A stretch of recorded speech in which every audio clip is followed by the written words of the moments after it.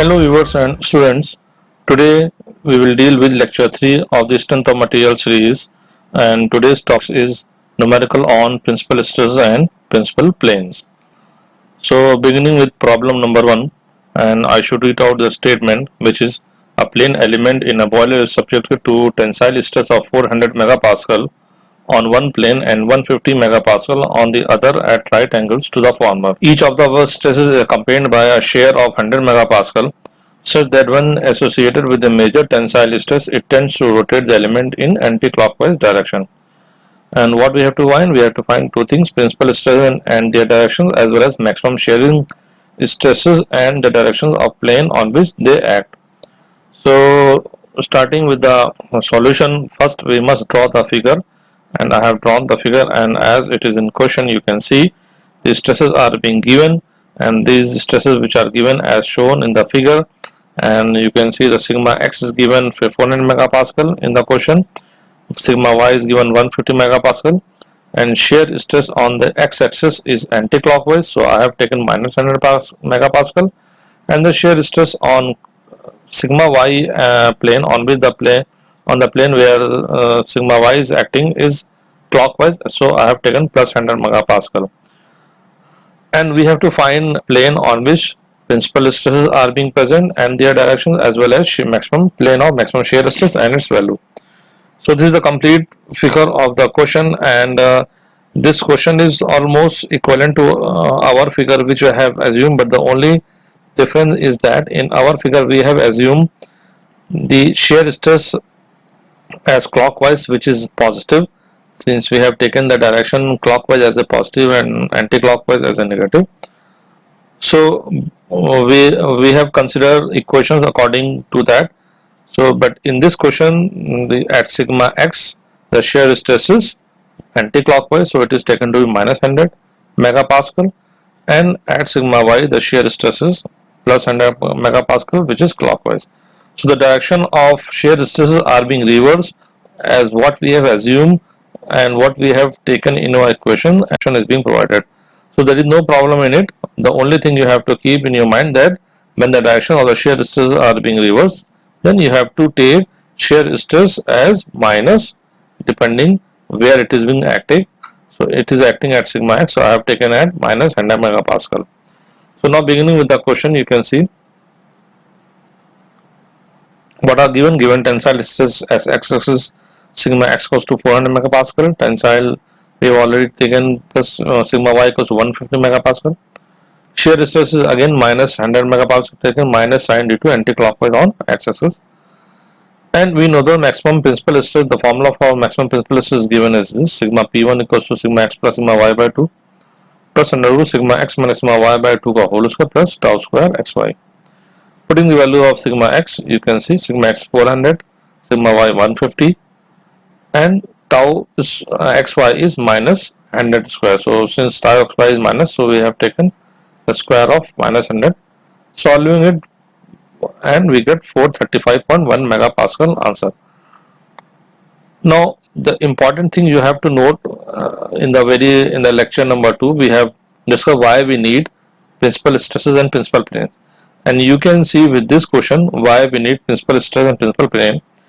And if as an engineer, if you go by simple stress and strain, then you know that you are only applying sigma at x-axis 400 megapascal and at y-axis 150 megapascal. So your highest stress which you are applying is 400 megapascal, and the lowest stress which you are externally applying is 150 megapascal in tensile, and shear stress which you are applying on the surface of both the external faces is minus 100 megapascal.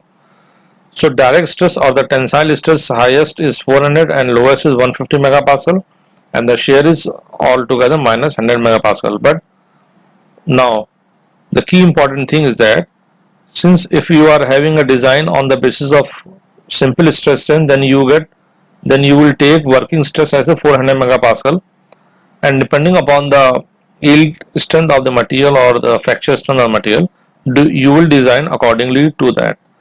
But there is a problem in it, and what is that problem? You can see there is a plane on which sigma p1 is acting, which is the principal plane, and the stress on acting on principal plane is principal stress, and on that plane the stress, which is normal stress on that plane, is sigma p1, and the value calculated with the formula is 435.1 megapascal. It is greater than 400 megapascal to the amount 35.1 megapascal.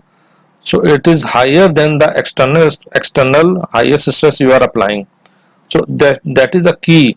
And now if a design engineer knows the principal stress and principal plane formula, so he will calculate principal stress, and you know that you are applying 400 megapascal, but at some plane this is higher than 400 megapascal, it is 430.1 megapascal.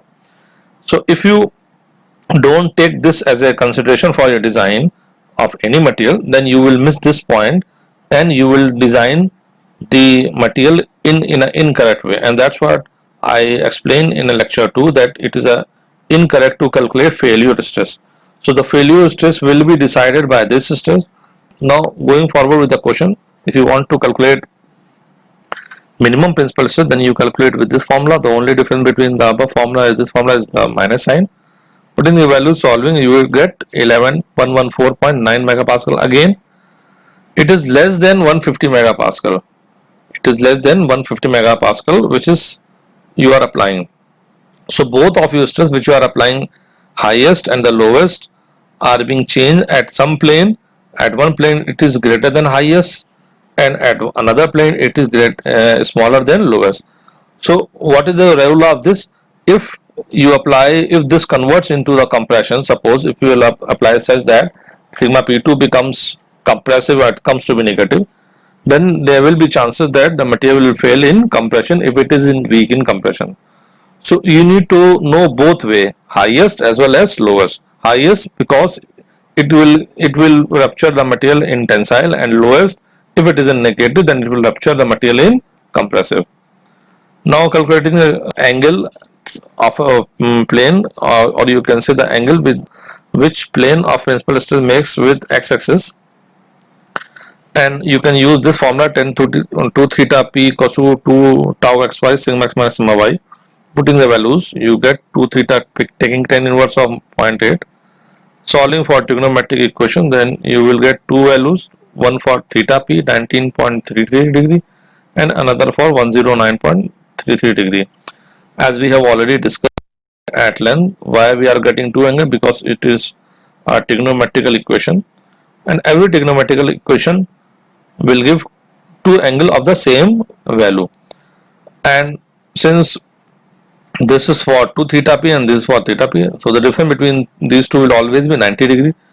So one plane will be at 90.33 degree and another plane will be 90 degree to this plane, it will be 109.33 degree. So you can say one plane at 10 theta and another plane is 10 theta plus 90. So this is what I have drawn for you, an angle, and the angle between these two planes, one plane is this plane at which there is sigma plane and p1 is acting, and since it is a principal plane, so there is no shear stress, and it is a major principal stress sigma p1, and it is acting at 19.33 degree. Perpendicular to this plane, we will get sigma p2, which is a minor principal stress, and the angle from the x-axis or the plane of the BC will be, side BC will be 109.33 degree.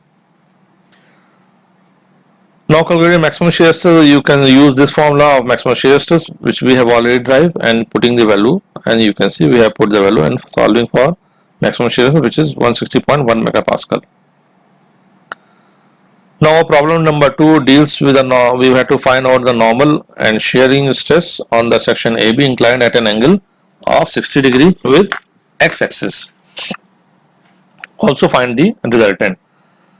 So this is the figure on which you can see both the stresses are negative. So that is, both the stresses are compressive.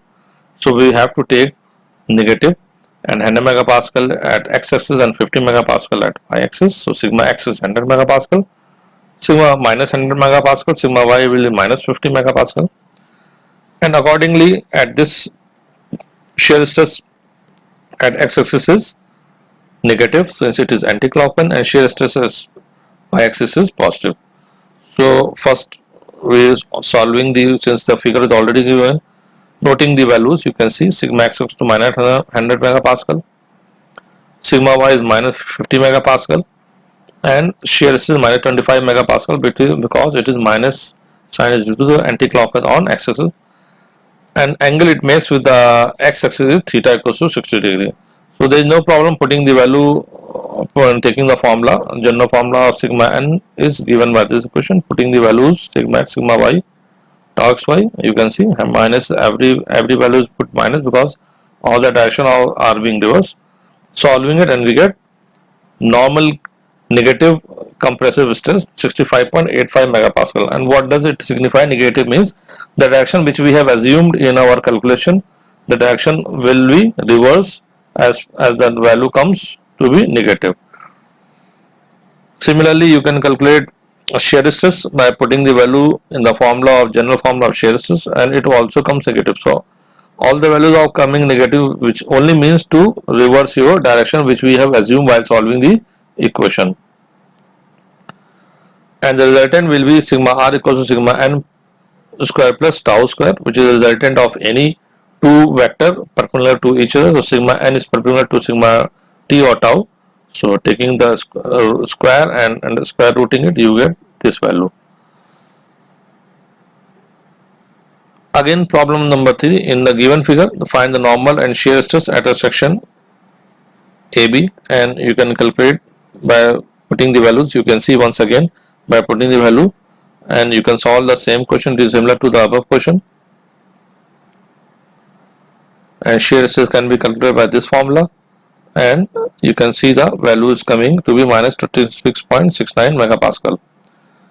Now problem number 4. In the given figure, find the normal and shear stress at a section AC. Only thing in the given figure is sigma x equals to 60 megapascal. There is no sigma y, and tau is acting on this plane, which is the plane of sigma y, and it is positive because it is clockwise.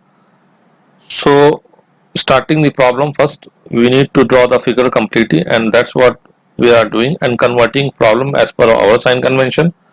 So as per our sign convention, since the element is in balanced state, it is not twisting, so we have to apply an opposite shear stress along this axis, and it is minus 22.5 megapascal, which is negative because it is in anti-clockwise direction. This is in clockwise direction, and put in sigma x equals to 60 megapascal, and we can see this is 60 megapascal was applying in the question, and the angle of the plane is given with vertical axis. So since in our assumption, in our equation, we have taken from horizontal axis, so we have to keep this angle in our equations from x-axis. So taking 90 minus 25, which is 65, so this angle will be 65. So now we will use this angle in our equation, not this, because in our question we have assumed angle from this axis. So you can see again, putting the value using the sigma value of equation of sigma n, putting the value of sigma n, all the values, and you can calculate sigma n, which is 66.52 megapascal. Similarly, you can calculate shear stress by putting the value of tau equals to sigma x minus sigma y, which is general equation of tau, and putting the value of sigma x, sigma y is taken to be 0, and tau xy is minus negative 22.5, and putting the value, we get this answer. So at last, thanks. Please like, share and subscribe, and if you are having any query, you can ask. Thank you very much.